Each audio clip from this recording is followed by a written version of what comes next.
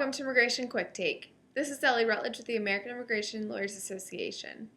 Recently, the Center for Immigration Studies and Fox News misrepresented data on children and families appearing in immigration court, which implied that detention was necessary in order to ensure people report for court hearings.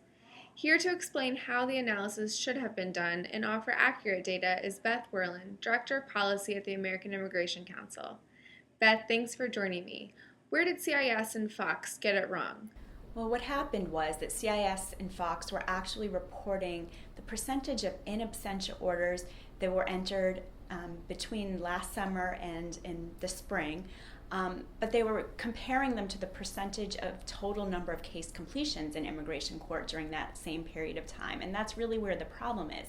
In some ways, it's not surprising that they concluded 84% of the cases completed during that period were in absentia orders. Cases take a long time to process through the immigration courts. So, of course, the cases that moved the quickest were the ones where the person didn't show up.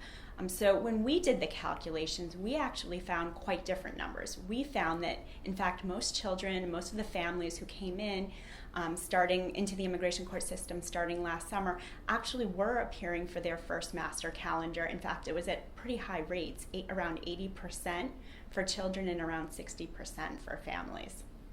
Thanks, Beth. What obstacles do children and families face when attending these hearings? You know, in some ways, we were really pleased to see that the rates were as high as they were for appearances, even though some people still weren't appearing. And that's because there are serious obstacles to making sure that families and children are appearing in immigration court, especially with the new priorities that the immigration court system has adopted since last summer.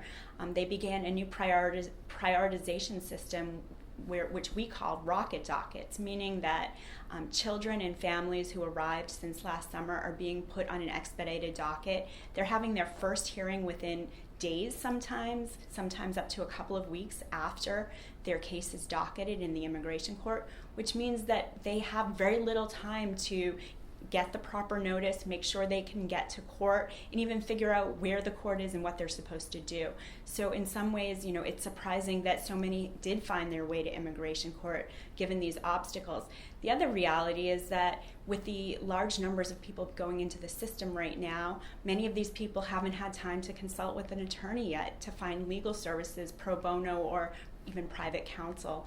And as we know, counsel is such a crucial piece to making sure that someone is able to appear in immigration court.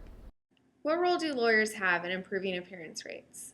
Historically, we've seen that the people who have lawyers are the ones who are most likely to go to immigration court. In fact, over a 9-year period, children who are represented appeared over 90% of the time in immigration court. It's not surprising that that's the case. Lawyers make sure that the person understands where they're supposed to be, when they're supposed to be there, has the right information to get them to court.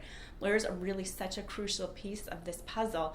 Moving forward, any reforms that we see to the immigration court system have to include provisions for legal assistance for those who don't or are unable to obtain it.